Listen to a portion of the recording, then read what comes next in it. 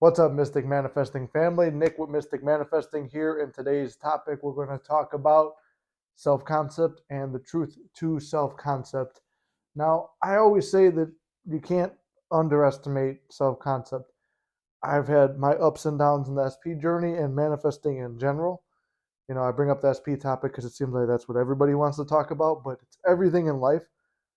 If your self concept isn't there, you're going to struggle with it. And I have like this little bit of inspired action now to make this video because somebody very important to me was doing so well on her manifesting journey and stumbled over a rock. And there were some flaws in the self concept. And I feel like this video is going to help her and it's going to help a lot of you guys. And, she was with me on my journey too. And she saw me stumble a lot and she saw my self concept errors. But despite trying to gently push them in and let me know, I was so, no, I'm good, I'm good, I'm good. And that's the thing. Sometimes we think our self concept is on point and perfect. Now, we may have raised our confidence and our self concept to a degree where we feel good about ourselves. We feel that we have made strides to improve ourselves, whether it be with our health, with our wealth, mentality, whatever it is. Like, we've made all these strides to become a better version of ourselves, and you can't deny those facts. You're writing out your mini manifestation list. You're seeing those come into play. Stuff you don't have much resistance to, you're seeing that come in. So you feel like a master manifester. You've gotten your health taken seriously. You're feeling good. You're dressing good. You're looking good. Everything's going good in your life. So why would your self concept not be perfect? Why would you not believe that it's not perfect? Well, what's the most common thing I see? Like, we'll use the SP thing as an example. I'll give you a couple other examples, but the SP thing is the most common one. So people will be like, well, I have all this success. All these girls want me, or for women, all these guys want me, but my SP still rejects me, or there's still a third party. Well, what's the problem here? Why does everybody in the world want you, but not your SP? Let's think about that. That proves that, okay, at one point when you probably started this journey, nobody wanted you. You felt you were alone and you felt your SP didn't want you. Why? It's because that traumatic shock of like a rejection or a breakup or whatever it was rattled your whole entire self concept and you felt worthless. So now no one's talking to you and you feel extra lonely. But then what tends to happen when we're working on self concept, the byproduct of working on self concept is we're working on us and we're moving attention from the stuff that we're removing focus from what we don't have and only focusing on what we do have and what we can control. So your gratitude's coming in for all the things that you already love. You're taking control of your body, your mind, your exercise, your passions, your hobbies, your work, everything you can control. You're just throwing yourself into there, and in a way, you're detaching yourself from what you do want, which is that SP or validation from the external world. Then take that validation you're getting from other people who are not your SP that you want and realize, okay, that's cool. I'm being validated, which means my inner work is working out. Now, you don't have to accept these proposals or dates or whatever it is, or going out or hookups, whatever it is. You don't have to buy into that and play with it or whatever. You could just say, oh, I got it. Cool. Thanks for the feedback, God. I appreciate it. You're showing me, focusing on me is working out, and it's a bird before land, and SP is right around the corner. But a lot of times you get tripped up and say, well, what is wrong with me? Why can't I get the SP? Now you're focused on what you can't get. You're focused on lack, and that's just going to keep that SP this much further away from you. But a big breakthrough I had that I want to get into this more is when it comes down to self concept. You have a self concept on everything. Like I just gave you all those SP examples, right? Well, you have a self concept of yourself in general for life and in each area of life, with each relationship with each person and each situation in life. Everything in life, you have a self concept when it comes to that particular thing. So let's break it down. Okay, you've raised your self concept and you feel really good about life. You feel successful. You feel abundant. You feel confident in your looks and everything about yourself, right? Everything feels amazing. All right. Well, let's break it down. We'll start with fitness because I love working out and stuff like that. And I always found it to be a good tool in raising self concept. All right. Self concept when it comes down to fitness, right? I see myself in the gym a certain way. I'm like, okay, what is my thought of me in the gym? I feel that I am in relatively good shape, but I can be in better shape. But I'm thankful for how far I've come. I know I've made a lot of progress and I feel good. Now, what is my self concept with the gym? That would be kind of like how I appear to everybody there, almost how the gym perceives you. And the gym is not just a place; it's an atmosphere too. So, how do I feel there? Do I feel like I'm walking and being judged like when I first started? No, I don't feel that anymore. Do I feel a little self-concept when I take a little self-conscious when I take out the camera to film some content in there? Yeah, it could, because I mean I don't look like Rich Piana or Greg Plitz, so then somebody like, what's this guy doing? You start to put that there's like a negative connotation to it. So even my self-concept's not perfect there, but that's something I'm working on personally. But without dwelling on that too much on my own personal stuff, okay, there's a self-concept in the gym. With your parents, you have a self-concept. If you have a good relationship with your parents, it's, you know that you love your parents and you know they love you, right? So that's in check. You have siblings, you love them, they love you, right? That's in check. And you don't think about it like, right? I don't live with my parents or my brother or anything like that. But if I think about them, it's a subconscious belief and knowing that they love me and I love them. And I'll think, oh, I wonder what they're up to. Oh, well, they're at work, this and that. But when I'm making videos and I'm not using them as a reference, I'm sitting here, I'm focused in this. When I'm out on a date with SP, I'm focused on that. I'm not thinking about them, but they still exist and they still love me. It's just when I think about them, there's a self concept I have between myself and them with all my friends. Each friend, and then the friend group as a whole, you have a self concept. Where do you stand in that group? What is your place in that group? And if you have I'm the bottom of the rung, I'm not the cool one, I'm not this one, I'm not that. You see yourself in that group. At work, you see there's a work dynamic. Oh, okay, well, I'm not the boss or the assistant or anything like that. I'm just kind of like the dumb guy who hangs around because I have no seniority. And you could, you know, rank yourself in the system there.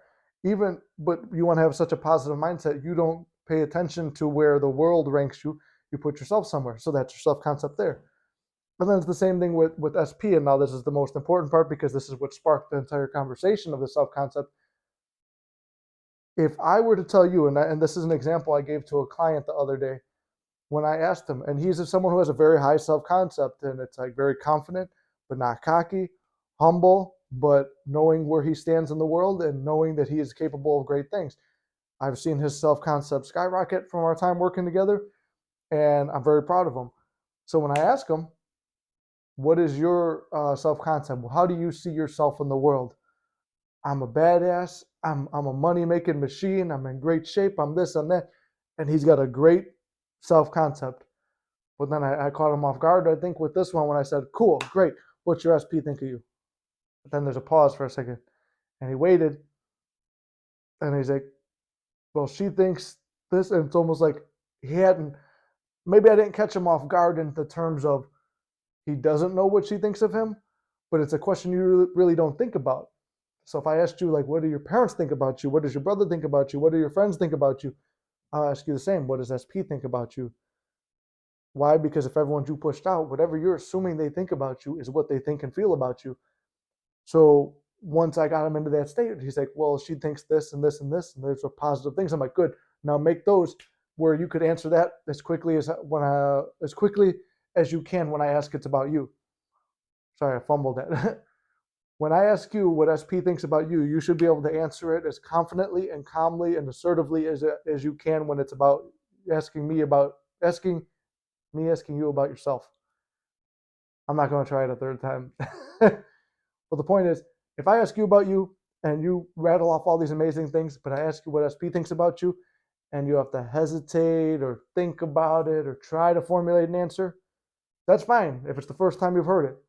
Formulate an answer. How do you want SP to view you, more or less? You want them to view you in this wonderful, perfect way? Okay, cool. That's what you want to be working towards. That's the improving of the self concept. And how do you improve that self concept? You improve that self concept by working on yourself because you can't change them physically or by doing anything out there or making arguments or saying, look at me, I'm doing this and this and this. Trust me, I tried it, it doesn't work. The only thing was working on this and your feeling. So when you make sure that you really are feeling like that version of yourself, all you're thinking now is when you think about that person. They see my value the way I see my value. Who wouldn't be able to see my value? Despite everything we've gone through, that person sees my value. They see me as this version. And it's not a desperate, oh, I really hope they see it. No, they do see it because I see it. I see myself as this wonderful person so clearly. Nobody, not even people who were my enemies before, can deny how special and amazing I've become. So that's the point of the self concept. Same thing, and it goes in terms of money too. I'll throw this in there because I'm working on money manifestations myself. So in terms of money, Reverend Ike talks about money has a consciousness and ears, and it's a lady, and it listens. He's got a whole. It's a good speech he has about it.